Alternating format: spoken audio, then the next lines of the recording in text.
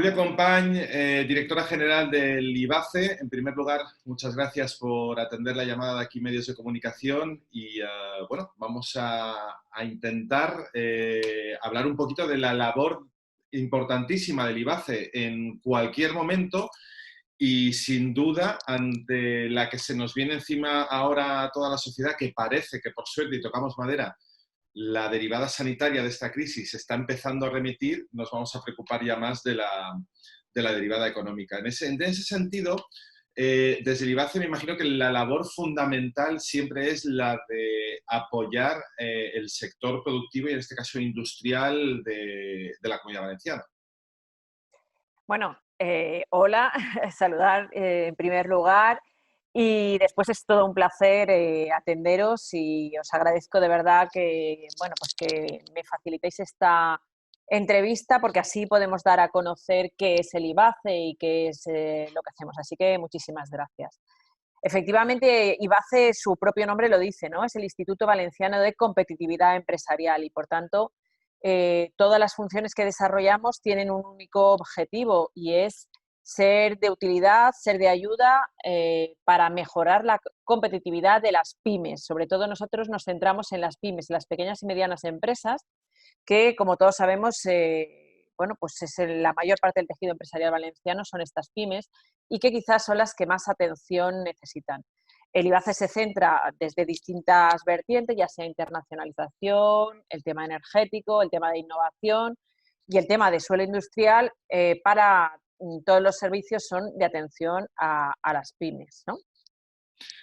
En ese sentido, y me gustaría poner una barrera, vamos a pensar antes del día 14 de marzo en el que el mundo nos cambió a todos. En una comunidad dirigida de manera muy especial al sector turístico, a veces se pasa muy por alto el sector industrial, que también es importantísimo, y todo lo que tiene relación con ese sector industrial, como vienen a ser los puertos, los transportes, las infraestructuras, etcétera, etcétera. Así pues, poniéndonos antes de ese 14 de marzo, ¿cómo calificaría la salud del sector industrial valenciano? Bueno, evidentemente hay un antes y un después de esta pandemia, porque además es un hecho que no estaba planificado, no estaba en nuestros calendarios y por tanto afectará gravemente a nuestra industria. Yo creo que la industria estaba mejorando y estaba, bueno, pues alcanzando grandes dosis de competitividad empresarial, como he dicho al principio, ¿no? Nuestra industria es una industria que en la mayor parte de los sectores está muy internacionalizada. Eh, Tradicionalmente, gran parte de nuestros sectores bueno, pues han surgido por el tema de la exportación y se han consolidado por el tema de la exportación. Y el tema de innovación cada vez estaban bueno, pues entrando muchísimo más, que son, digamos, dos pilares fundamentales para que nuestras empresas puedan competir en condiciones de igualdad con el resto de empresas del mundo, ¿no? Eran dos elementos que estábamos consiguiendo consolidar en el tejido industrial y además yo creo que la pasada legislatura logramos darle la importancia a la industria que tenía durante un periodo de tiempo. La industria se había obviado como un sector importante dentro de la actividad económica de la Comunidad Valenciana y habíamos retornado otra vez el impulso y la importancia que es tener un sector industrial fuerte.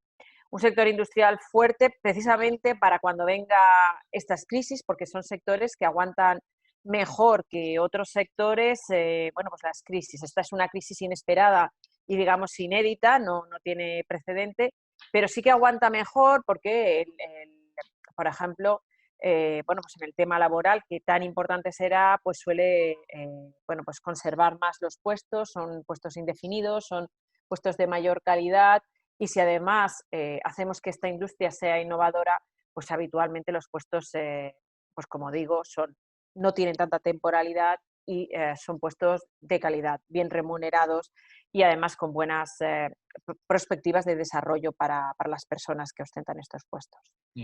Una de las cuestiones que se ha tratado mucho durante estos ya 3 meses largos de crisis pandémica es cómo va a afectar esto al movimiento de la globalización. Y esto a nivel industrial evidentemente tiene muchísimas derivadas y en las últimas horas, en el día que estamos grabando esta entrevista, lo estamos viendo con los movimientos del sector del automóvil, en el que la Comunidad Valenciana, con Ford en Almussafes, también tiene un motor muy importante.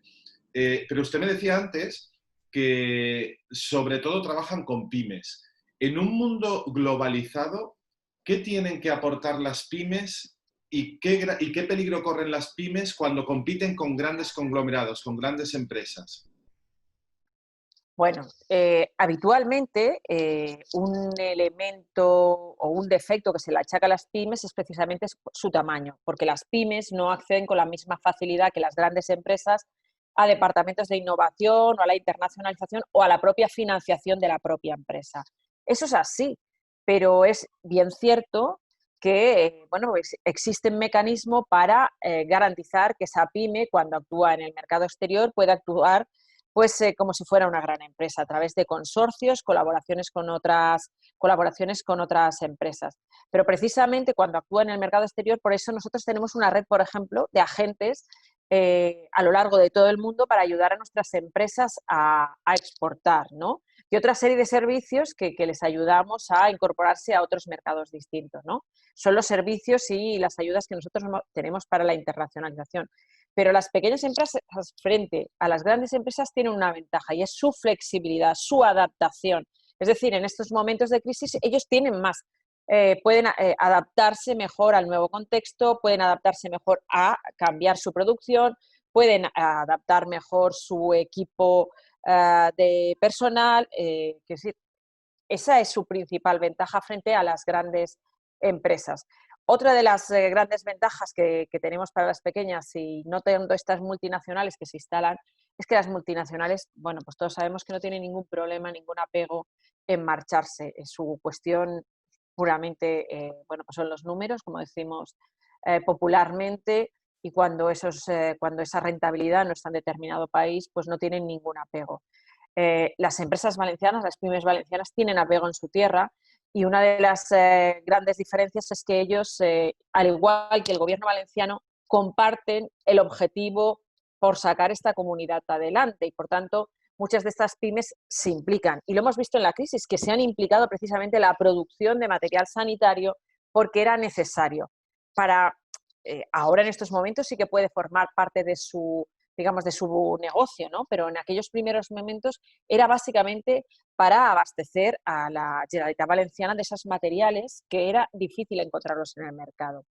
Por tanto, el tamaño puede ser un obstáculo, pero hay elementos que, por supuesto, que pueden ayudar a superar ese pequeño obstáculo y que puedan competir en condiciones de igualdad con otras empresas. De hecho, grandes pymes de nuestro territorio están exportando a todo el mundo. ¿Vale? El otro día salían los índices de exportación y la Comunidad Valenciana ha aguantado de momento el tirón. Le iba a hacer esta pregunta más tarde, pero lo ha mencionado ahora, que una de las grandes ventajas de las pymes es su adaptabilidad, perdón, Sí. y uno de sus grandes problemas es el poder acceder de manera sencilla o tener esos departamentos de investigación y desarrollo que les permitan mantener la competitividad, ¿no? Y ese I+D+I, lo hemos visto en la gran recesión de 2008, suele ser uno de los elementos que primero flaquean cuando hay una crisis económica. En ese sentido, el observador externo y no especializado diría, cuidado porque puede haber un problema a la hora de seguir siendo competitivo en los próximos años. No sé cómo lo valoran desde el IBACE.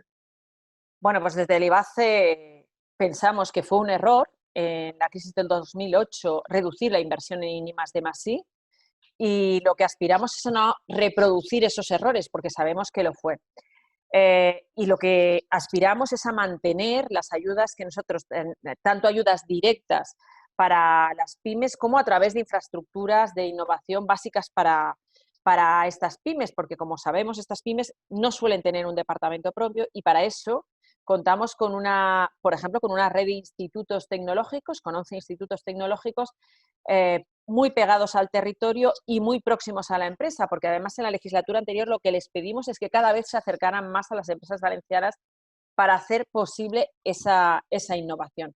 además de los institutos tecnológicos, también tenemos la red del CSIC y también las universidades y otra serie de elementos, ¿no? Pero básicamente el IBACE trabaja con esa red de institutos tecnológicos y a lo que aspiramos es a no reducir la partida presupuestaria destinada a los institutos tecnológicos para que puedan transferirla así a las empresas, ni tampoco a reducir las partidas destinadas a las pymes directamente, bien presenten proyectos por sí mismas o en coordinación o en colaboración con grandes empresas u otros centros, ¿no? De hecho, durante esta crisis nos hemos visto obligados a reformular el presupuesto y sacamos 2 líneas que considerábamos urgentes sacarlas en este periodo, y era la del teletrabajo, porque dotada con 5 millones, porque a pesar de que nosotros sí que teníamos una línea desde hace ya 4 años que se llama digitalización, que va destinada a que las pymes se puedan digitalizar, entendimos que ahora era única y exclusivamente para que las empresas pudieran adaptarse rápidamente a este nuevo marco laboral, que además con una gran incertidumbre porque no sabemos cuánto tiempo va a durar. Y también sacamos rápidamente otra ayuda, que es así que está vigente en estos momentos, que es la dirigida a compensar aquellos gastos que hicieron algunas de nuestras empresas industriales para adaptarse a ese nuevo mercado que requería nuevos productos y que hasta el momento no habían pensado en producir. Y, por tanto, es una línea también dotada con 5 millones que pretende compensar eso. Nosotros pensamos que la reducción en I+D+I es un error y no creo que volvamos a reproducir este error, porque precisamente nuestras pymes, para competir en el exterior y para competir con otras de otras comunidades autónomas, necesitan innovar constantemente, y para eso no se puede eliminar esos incentivos que los motive, que les ayude a innovar. Me va usted casi atropellando porque sí que quería quería hablar con usted sobre la cuestión de las infraestructuras tecnológicas con las que contamos, ¿no? Creo que durante mucho tiempo los ciudadanos hemos oído conceptos como, por ejemplo, el de brecha digital, como muchas veces oímos conceptos sin terminar de entender muy bien en qué nos afecta o incluso entendiéndolo sin verlo aplicado a nuestro día a día. Y creo que estos últimos 3 meses, el que más, el que menos, con los niños haciendo clases online, con las videoconferencias, teniendo que teletrabajar, lo hemos entendido bastante mejor. Sin embargo, hay estudios que han demostrado que la red de banda ancha en España ha sabido soportar muy bien el aumento de demanda comparado con otros competidores, con otros países del entorno. Ese buen comportamiento de la red, de la infraestructura, ¿se ha traducido también en la empresa a la hora de seguir siendo competitivo en ese sentido? Es decir, ¿la adaptación ha sido más fácil que en países de nuestro entorno?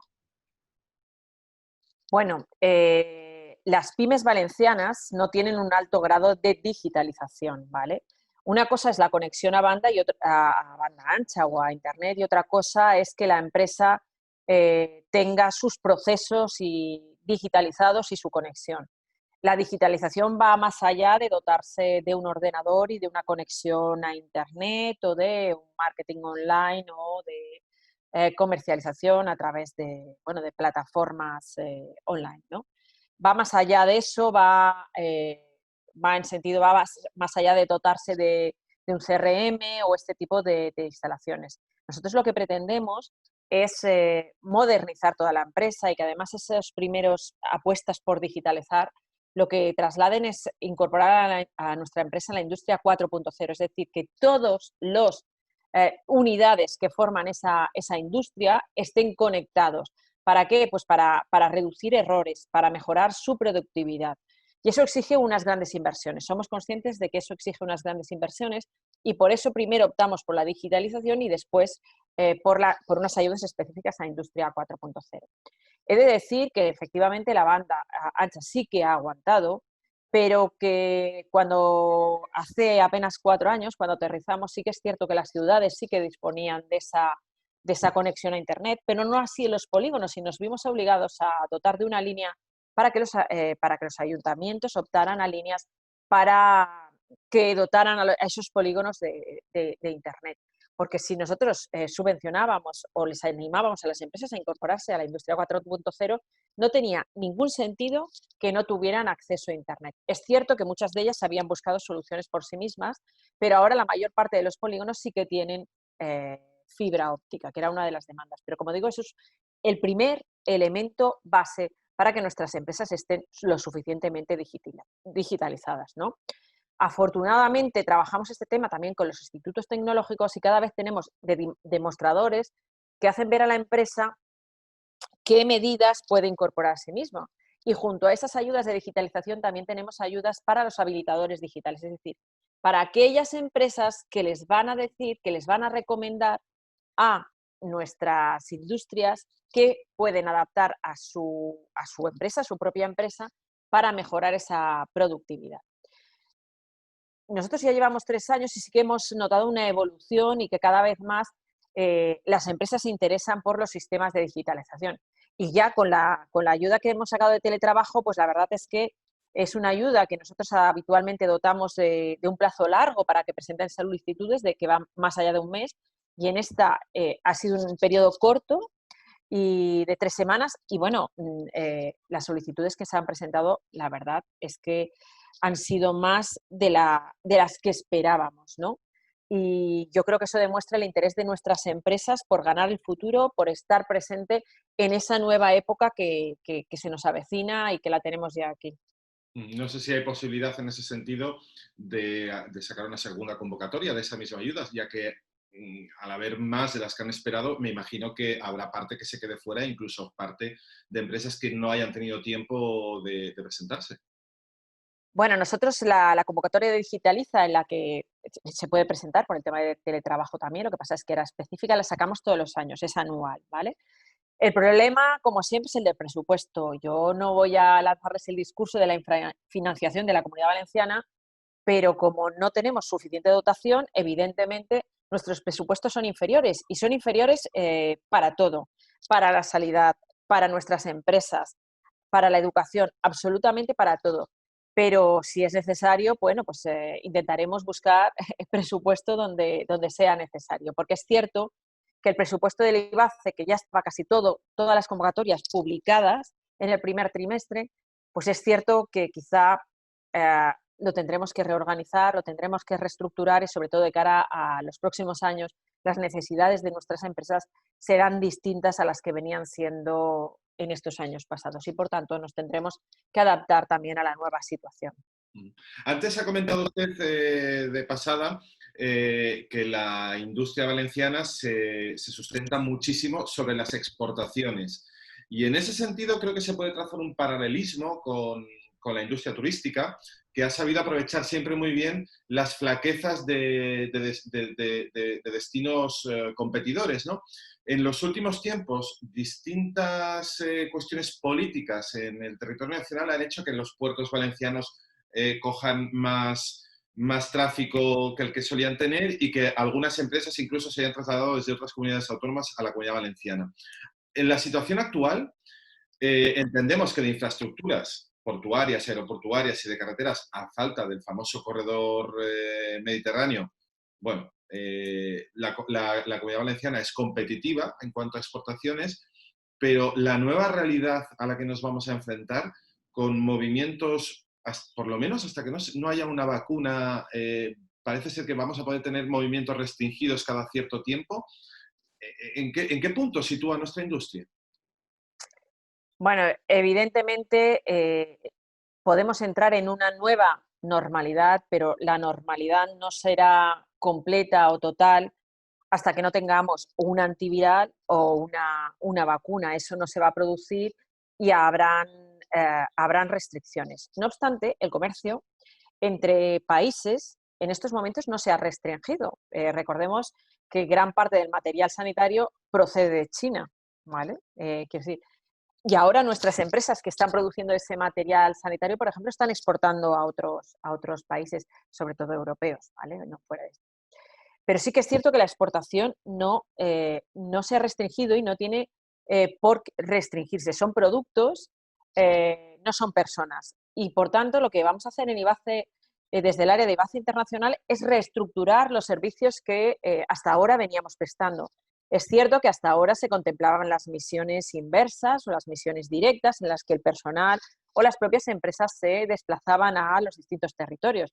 Ya estamos planificando para el mes de septiembre no visitas de las personas, sino precisamente a través de estas antenas que IBACE dispone en distintos países, hacer bueno, pues demostración de productos valencianos en el país de destino sin necesidad de que las empresas se desplacen a través de videoconferencias, a través de desplazamientos de los productos, como puede ser, hay prevista una misión en el tema de vinos valencianos, para no frenar precisamente esa exportación. Lo mismo se realizará con otros productos. Es cierto que, por ejemplo, bueno, pues hay sectores en los que será más complicado, como pudiera ser el sector cerámico, que es más complicado desplazarlo. Pero desde luego se está buscando nuevos canales, nuevas vías de comunicar y nuevas vías para ayudar y para apoyar a las empresas en el tema de la exportación. Que si tenemos la Feria de Hábitat en Valencia en el mes de septiembre y probablemente se realizará con las medidas de seguridad adecuadas y probablemente habrán importadores que vengan a visitarlo, ¿no? Se hará mucho a través de videoconferencias, a través de online, internet, pero desde luego no podemos renunciar a nuestro comercio exterior, que como digo va dentro del ADN de los industriales valencianos y por tanto no podemos renunciar a ellos y lo que tenemos que hacer es apoyarlo con las nuevas canales y los nuevos vías. Pensemos que en la crisis de 2008 el comercio exterior fue una salida rápida, pero porque fue la demanda interna la que se resintió gravemente. Pero en este caso, esta crisis es una crisis mundial y ha afectado absolutamente a todos los países. Por tanto, vamos a asistir a una nueva economía, a un nuevo mundo en lo donde las recetas tradicionales probablemente ya no servirán y tendremos que aplicarnos nuevas recetas y nuevos instrumentos. Uh-huh. En la cuestión de parques industriales y hubs tecnológicos y territorio, ¿no? Hablamos de territorio, de zonas donde se pueden implantar las empresas. ¿Cómo? Evidentemente la Comunidad Valenciana es un territorio muy grande y además con 3 provincias que cada una necesita también de su mimo especial, ¿no? ¿Cómo valoraría la situación actualmente en ese sentido? Bueno, efectivamente, nosotros también tenemos competencias sobre las áreas empresariales y es cierto que desde hace 3, 4 años empezamos a incentivar también el cuidado, el mimo y que se instalara la calidad también en las áreas empresariales, porque lo que nos habíamos dado cuenta precisamente que la crisis de 2008 había hecho que estas áreas empresariales que suelen estar a las afueras del casco urbano, pues habían estado olvidadas. Pero claro, eso forma parte, las áreas empresariales forman parte de la imagen también de las propias empresas. Es un elemento también de marketing para ella. Y más allá de que esas áreas empresariales tengan que tener los servicios necesarios para que nuestras empresas puedan competir de calidad, también tienen que tener una buena imagen para que nuestras empresas añadan ese valor adicional a su portafolio, digamos, ¿no? Por tanto, nosotros ya trabajamos desde el principio en conseguir unas áreas empresariales de calidad. La Comunidad Valenciana es cierto que somos 3 provincias diferentes y, por tanto, las recetas no tienen que ser, por tanto, iguales para todos. Cada uno tiene unas características distintas, porque, por ejemplo, las áreas empresariales situadas alrededor de Valencia, pues alrededor de Valencia ya tiene digamos, unas infraestructuras de apoyo más grandes que no tendrían, por ejemplo, en la provincia de Alicante o en la provincia de Castellón.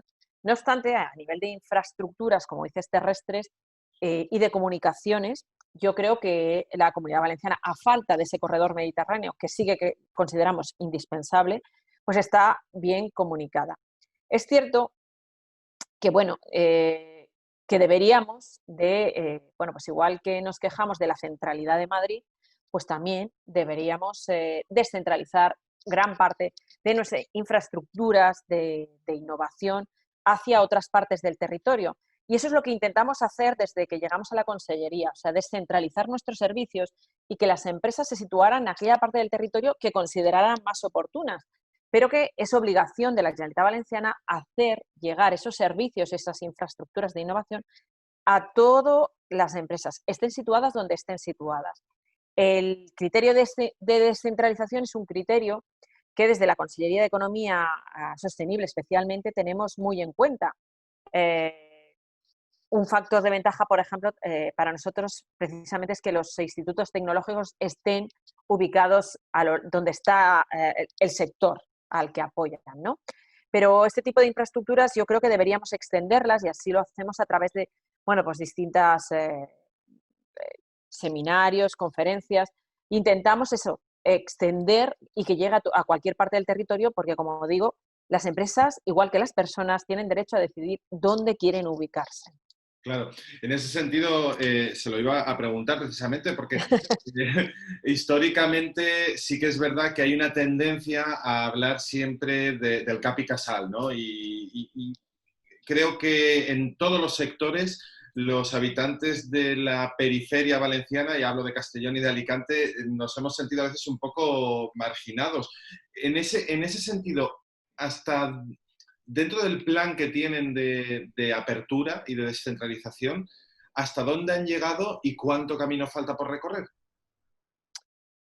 Bueno, yo soy de Alicante, de la provincia de Alicante, soy de Alcoy, como todo el mundo sabe, porque yo me siento muy orgullosa de donde soy de Alicante y además, bueno, pues en mi etapa anterior estaba precisamente en una organización empresarial y por tanto he participado de esas reivindicaciones de la provincia de Alicante, de acercamiento de infraestructuras básicas para la conexión de todo el territorio. Además, soy del interior de la provincia de Alicante, en donde la industria siempre ha seguido un sector fundamental y potente, y eso a pesar de todas las dificultades y todos los obstáculos. Y eso es mérito de los empresarios que siempre han intentado, bueno, pues saltar esos obstáculos. Digamos que hemos podido hacer algo. Y yo creo que lo más importante es que se ha difundido la importancia de dotar a todos los territorios de servicios y de esa importancia de que de todos los municipios tengamos las mismas condiciones, ¿no? Yo creo que eso es importante y es un primer paso. Evidentemente, faltan muchos pasos por dar, nos haría falta más presupuesto, más personal para poderlo hacer llegar, pero yo creo que el primer paso de resaltar la importancia de que todos de que todos accedan a lo mismo, porque es que si no, la economía no se puede desarrollar adecuadamente. Si, digamos, una parte del territorio es rica, pero el resto no lo es, y los que no somos no vamos a poderle comprar nunca a esa parte rica. Por tanto, esta comunidad ha de salir entera y con fortaleza y con fuerza. Y para eso nosotros entendemos que hay que dotar de servicios al resto bueno, de territorios. El año pasado emprendimos un proyecto que era precisamente de esto, que era con los parques científicos de las universidades, para que ellos bueno, pues tuvieran enlaces en otros municipios, porque los parques científicos son una de las infraestructuras que más que crean las empresas más innovadoras de esta comunidad. Y así se firmaron convenios con distintos municipios a donde hasta ahora, hasta ese momento, no habían llegado para poder hacer eso, prestar ese servicio para la creación de empresas innovadoras en ese territorio. Y así lo hacemos con todas las instituciones con las que trabajamos, con los institutos tecnológicos, con los CEIs, que también les pedimos, por favor, que vayan a cualquier parte del territorio, ¿no? Pero sí, evidentemente, queda por hacer. Me estaba hablando de territorios ricos y territorios pobres, entre comillas, o menos ricos, y me gustaría trazar aquí un paralelismo con la industria turística de nuevo, porque al final es una de las más importantes también de nuestro sector productivo, ¿no? Dedicarnos al sector servicios ha implicado también entrar en competencia en ocasiones de precios, y eso quizás haya hecho que comparado con países de Centro y Norte Europa, nuestra renta per cápita sea más baja porque debemos de competir reduciendo costes salariales y reduciendo costes en todos los sentidos. en el sector industrial, y lo estamos viendo, y usted lo ha dicho antes, las grandes empresas, luego le preguntaré, por cierto, por Ford, no tienen ningún problema en llevarse su producción a países donde esa producción cueste menos dinero y, por lo tanto, les resulte más rentable. ¿Cómo se busca el equilibrio entre todas esas cuestiones? Porque si subimos la balanza y los gastos, el coste del sector industrial, también vamos a crear diferencias con aquellos que se dedican al sector servicios, podemos dejar de ser competitivos y, sin embargo, vivimos todos en la Unión Europea y a todos nos gustaría tener también el mismo nivel de renta, por ejemplo, que un centro europeo, ¿no? ¿Cómo se lucha por equilibrar esa balanza? Bueno, es que yo creo que el sector turístico también tiene que competir a través de la innovación y no a través de precios. Es decir, el sector turístico también puede digitalizarse, también puede, y de hecho lo hace, incorporar las energías renovables en su, por ejemplo, ¿no? Y puede robotizar algunos de sus elementos. Quiero decir, desde luego, ningún sector económico que compita por precios tiene muchos visos de tener esa competitividad en el contexto actual. La mayor parte de nuestros sectores económicos, ya sea incluso la agricultura, todos los sectores tienen que sumarse a la innovación, porque si no, desde luego, no, no tiene muchos visos, como digo, de ser viables en el contexto actual, porque con precios siempre habrá otros países que puedan competir. En cambio, en el tema de innovación es más difícil, ya sé, bueno, pues que cada vez hay más países que innovan, pero si nosotros vamos por delante, pues es difícil que nos ganen. Por tanto, la innovación, yo soy de la opinión que tiene que extenderse a cualquier sector. Y de hecho, me consta que el secretario autonómico de la Agencia Valenciana de Turismo lo hace. De hecho, tiene proyectos tanto de digitalización como de robotización del sector turístico. Yo creo que no se tiene que plantear una disyuntiva entre qué sector u otro optamos, sino que todos los sectores tienen que ser competitivos. Yo me centro en el sector industrial porque durante muchos años ese sector industrial fue el gran olvidado de la actividad económica, al menos desde el punto de vista político, de esta comunidad. Por tanto, nosotros nos hemos centrado en reforzar el papel importante del sector industrial, pero la innovación es un eje transversal absolutamente a todos, incluso al sector turístico y al sector agrario. Por ejemplo, nosotros a través de AINIA hemos hecho unos drones que permiten, controlar perfectamente cómo se desarrolla toda la cosecha, ¿no? Para poder corregir errores, para poder aplicar los productos en la cuantía y cómo y cuándo se tengan que hacer, ¿no? Una serie de cuestiones. Por tanto, cualquier sector es susceptible de incorporar la digitalización. Y yo creo que esa es la vía por la que tiene que ir esta comunidad, ¿no? Sí. Veíamos, incluso ya antes de que comenzase esta pandemia, movimientos proteccionistas, y creo que el ejemplo más claro es la guerra comercial que había empezado Estados Unidos, primero con China, luego con la Unión Europea, aranceles a productos españoles también. Uno pensaría que a partir de ahora esa deriva incluso se va a acrecentar y que cada país o cada región va a intentar proteger cada vez más a su sector productivo. En ese sentido, ¿cómo ve el futuro de la industria valenciana y hasta qué punto va a necesitar también de autoprotección? Bueno, es cierto que el mundo va a cambiar radicalmente, lo queramos o no, el mundo va a cambiar radicalmente y las reglas probablemente cambien y nosotros tendremos que adaptarnos a esas reglas. Yo, como representante del Gobierno valenciano, lo que tengo que hacer es procurar que el sector industrial, en este caso valenciano, compita en las mejores condiciones. Nosotros en un principio no nos planteamos medidas proteccionistas, tal y como ha aludido, pero sí que es cierto que medidas incentivadoras para que el sector tenga los mimbres necesarios para competir en condiciones de igualdad. Pero nuestro país, la Comunidad Valenciana, no puede permanecer aislada ni de España ni de la Unión Europea a la cual pertenecemos y nos tenemos que someter a sus reglas. Y lo que sí que tenemos que hacer es defender delante de los organismos europeos los intereses de los productos valencianos. Lo hemos hecho antes y lo seguiremos haciendo. Y lo que haremos es dotar a nuestras empresas de las mejores condiciones para que pueda competir en condiciones de igualdad con el resto de empresas. Pero es cierto que estamos en un marco regulatorio del que nosotros, la Comunidad Valenciana, no puede abstraerse.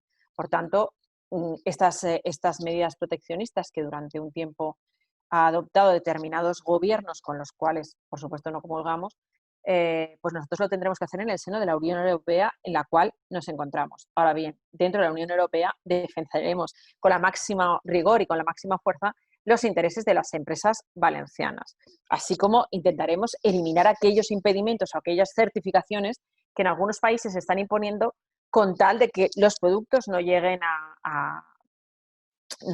para que les sea más complicado llegar a ese país. Bueno, pues ayudaremos a las empresas a remover esos obstáculos.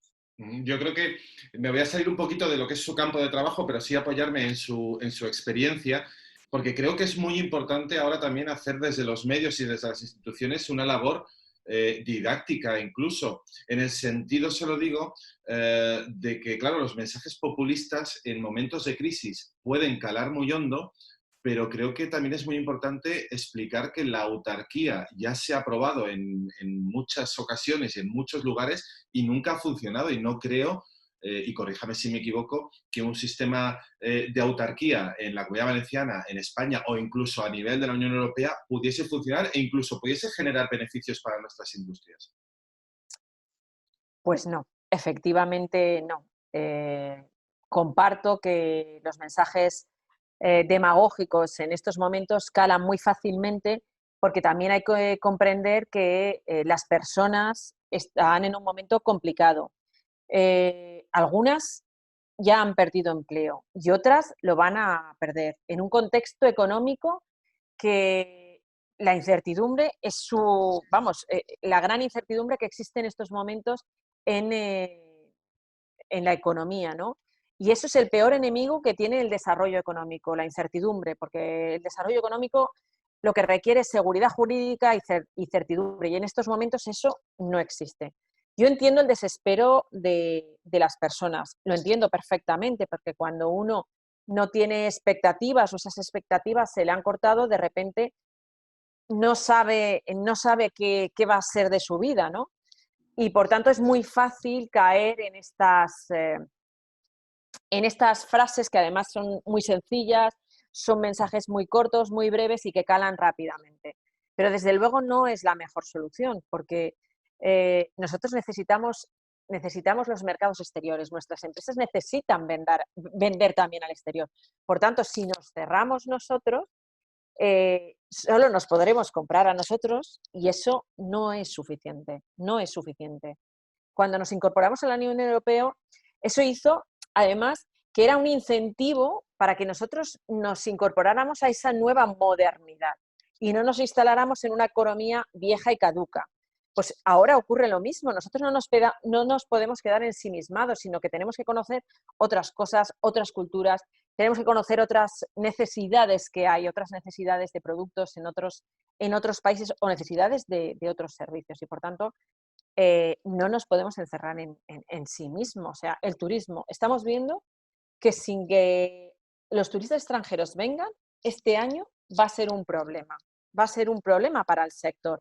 Pues lo mismo ocurre con nuestra industria.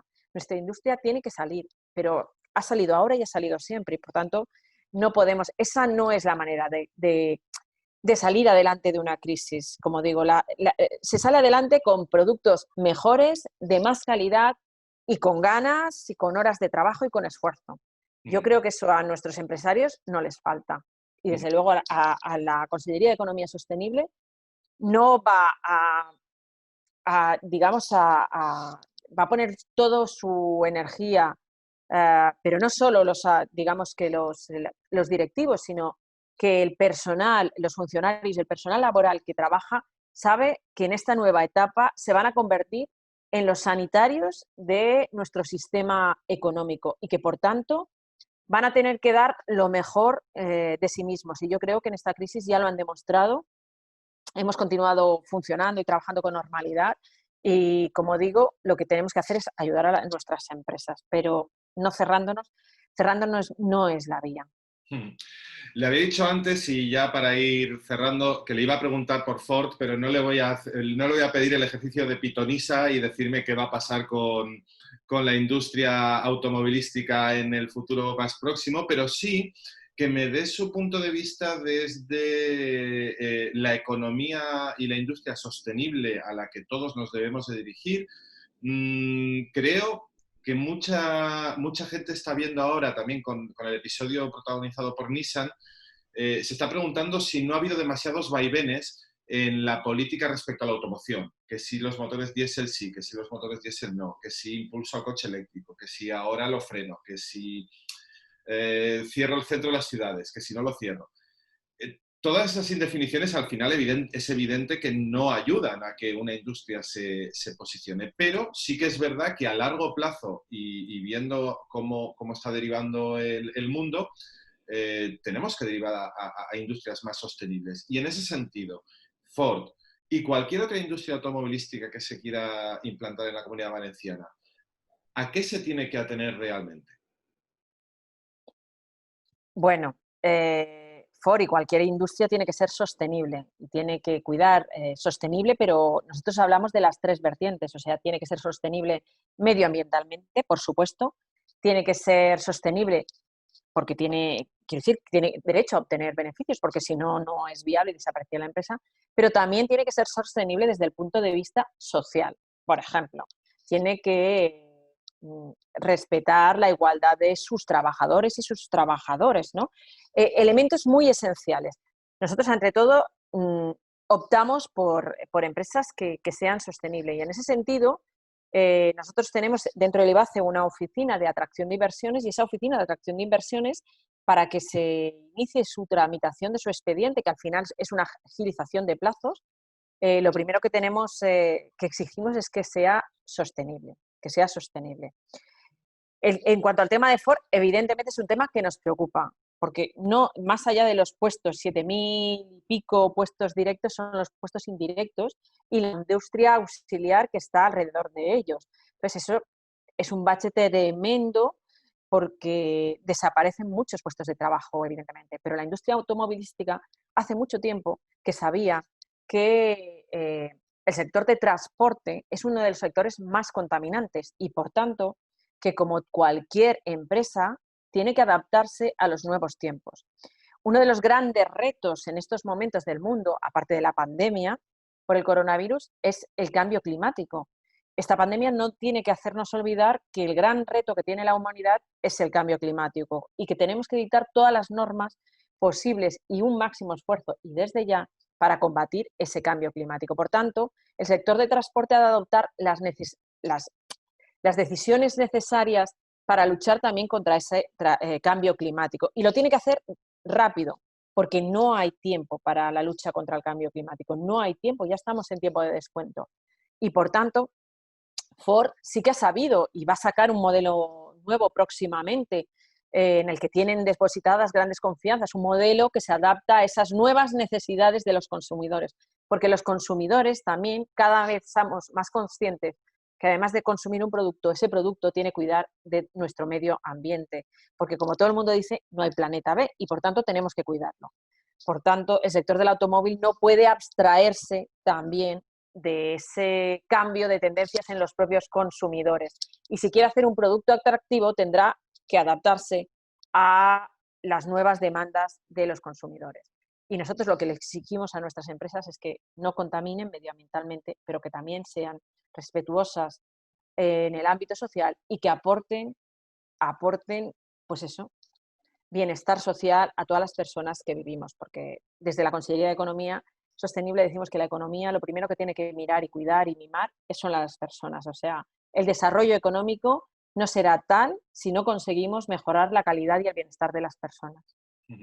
Y ya para terminar, la última pregunta que le quería hacer, y no es ni siquiera una pregunta, le voy a dar el concepto y usted, si le parece, nos lo explica, porque me parece que es una de las iniciativas que ahora mismo, que ha lanzado el IBACE, que ahora mismo más útiles pueden ser a muchas pymes y autónomos, que es el Plan Hope. Ya le digo, no le hago ni siquiera la pregunta, le digo que nos lo exponga. ¿Me está diciendo la plataforma Hope? Sí. No es de IBACE, es de la Consellería de Hacienda, no es de la Consellería de Hacienda, pero nosotros participamos activamente en esa plataforma suministrándole bueno, pues todas las líneas de ayudas de que dispone el IBACE y toda la información necesaria. Bueno, es una plataforma que ha realizado la Consellería de Hacienda, que yo creo que es una plataforma que era necesaria porque uno de los problemas que tienen nuestras pymes es la gran dispersión de ayudas o de servicios que se encuentran. Entonces, esta plataforma lo que ha hecho es centralizar todas estas iniciativas, no solo autonómicas, sino también nacionales y europeas, porque Biazo también tiene programas europeos e impulsa y ayuda a nuestras empresas a que participen en esos programas europeos porque porque eso le permite relacionarse con otras empresas europeas y porque además allí la financiación es mayor que quizá en las líneas autonómicas o nacionales. Como digo, es una iniciativa de la Consellería de Hacienda, pero que desde luego la compartimos, la consideramos adecuada e idónea, más en estos tiempos que, bueno, pues que nuestras empresas necesitarán de ese apoyo por parte de las instituciones. Es una manera, es muy didáctica, muy fácil y puede ayudar a las empresas en esa transición, porque les redirige enseguida, con unas preguntas muy básicas, les redirige enseguida hacia aquella línea que pueda ser más adecuada y idónea a sus características. Y esta plataforma, como todo el resto de ayudas que se pueden hacer desde el IBACE, están en la página web ibace.es y creo que Efectivamente. es una de los mejores lugares donde aquel que tenga dudas, porque como lo ha dicho, a veces te enfrentas a un océano burocrático y de anuncios que no sabes por dónde cogerlo y este tipo de iniciativas facilitan muchísimo las cosas. Julia Compañ, muchísimas gracias por atendernos y mucha suerte en los tiempos que están por venir. Un placer y muchísimas gracias.